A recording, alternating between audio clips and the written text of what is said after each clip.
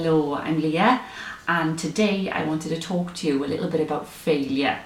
So this is something that's been hot topic lately with students I've been working with in schools, and it surprised me a little bit actually. Not surprised me, but I wasn't aware of how strongly a lot of students felt about this at exam time. So we're doing lots of work with students around revision planning, taking care of themselves at exam time, their well-being, making sure they get enough rest, got their hobbies going on, fitting everything in. But one of the top things that they all keep saying to me is that they're just really worried about failing. They're really worried about getting it wrong. They don't want to disappoint their parents, don't want to disappoint teachers, themselves, and just really worrying about that, and it's kind of eating away at them a little bit.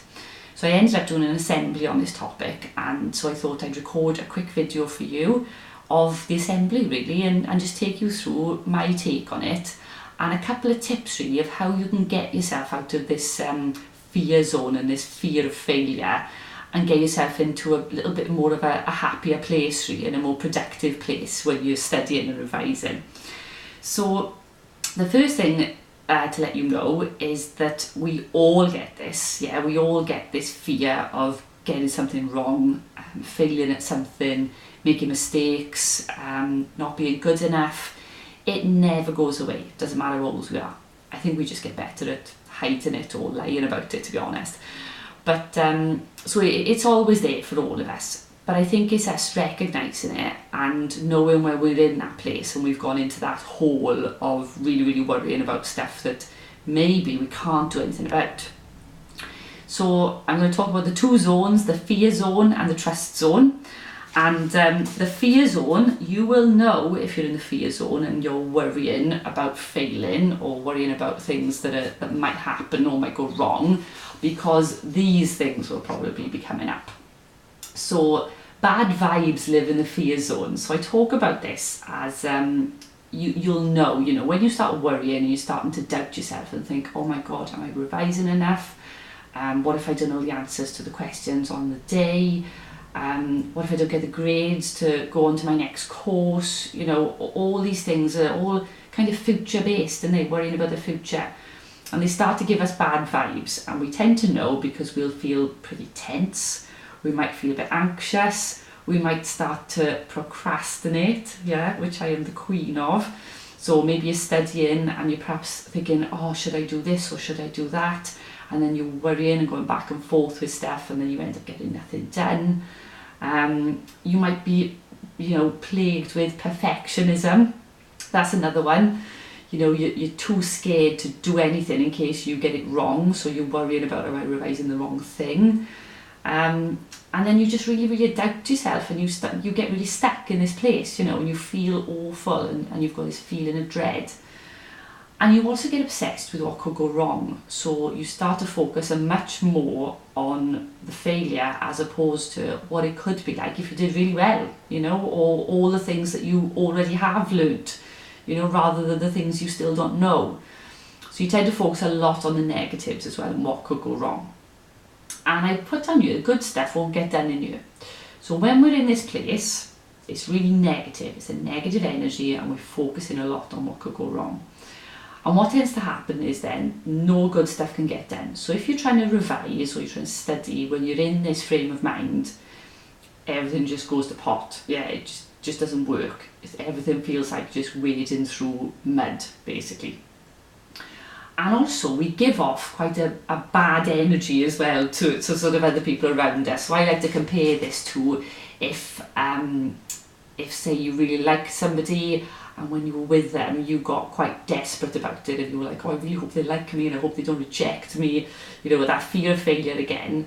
And we tend to get a little bit desperate when we're in this frame of mind, and so we start to act a little bit weird as well. So it's a bit like that, we get a bit desperate, we're clinging on for dear life, and we just, we start acting weird and we don't get stuff done and we're not ourselves. So we want to get out of this zone at ASAP, and we want to get ourselves into the trust zone. So the trust zone is when we feel good about things, when we feel excited about things. So rather than thinking and focusing all our energy on what could go wrong and the failure part of it, you know, we kind of need to get rid of that, maybe by writing it down and putting it to one side. But what we need to focus on is what we do really want, what will get us excited. So it might be the results in August, yeah, that might really excite you. It might be wherever you're going to go on to next, you know, knowing that if you got good grades, it would mean that you could go on to your next course somewhere, or you could leave school, whatever it is that excites you, you know, make sure it's something that motivates you, not what motivates other people. So find something that excites you and write it down. Yeah, write it down and feel good about it, feel excited about it. And then let it go. So I think the danger here is that we can go the opposite way. We can get obsessed with the goal. We can get obsessed with what we really want. So you might have got an idea in your head of the grades that you want in August. And that means that you're going to get obsessed with that then, and then that turns into fear again. So we've just got to get excited about it, write it down so that we're in a place where we feel good, and then put it away. So what I do is, with my money goals in my business, I write them down and then I put them in a drawer.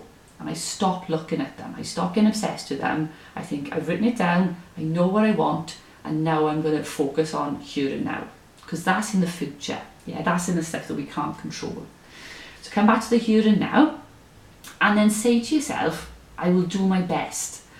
And I know you've heard this before. People say, well, you can only do your best.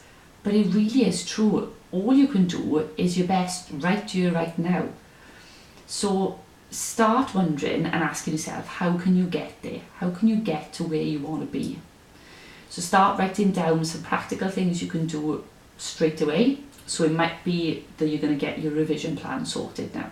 Yeah, as I'm recording this, it's Easter holiday, so I know that lots of students are getting their revision plan, you know, getting everything sorted, working out how much time they got left, booking in slots where they're going to revise certain subjects, maybe working out, you know, the subjects where you need to know more about, so you've got to go and ask questions in school. You know, whatever it is, take practical steps and write them down, things that you can actually do, you can take care of right now. And then, once you've done that, and you've got a couple of actions, a couple of things you can go away and do, get yourself into your happy place. And this is the fun bit, this is, okay? So you've got to work out what is your happy place. So it might be very different to mine. Mine would be going for a run, taking the dog for a walk, watching something funny on TV, putting some music on, maybe having a bit of a dance, eating something that I love. You know, that would make me feel really, really good and would get my energy up, get me back into the good vibe zone, yeah? So really making me feel good again. And when you're feeling good, yeah, so when you're back in the trust zone, you're feeling good in yourself, then take one of those actions that you've written down and go and do it from there. Because when you're in that place, good things can happen then. Yeah, it's all about the energy we put behind something that makes a difference. It's not what we do necessarily, it's how we are when we're doing it. So get into your happy place and then pick one of your actions and go from there.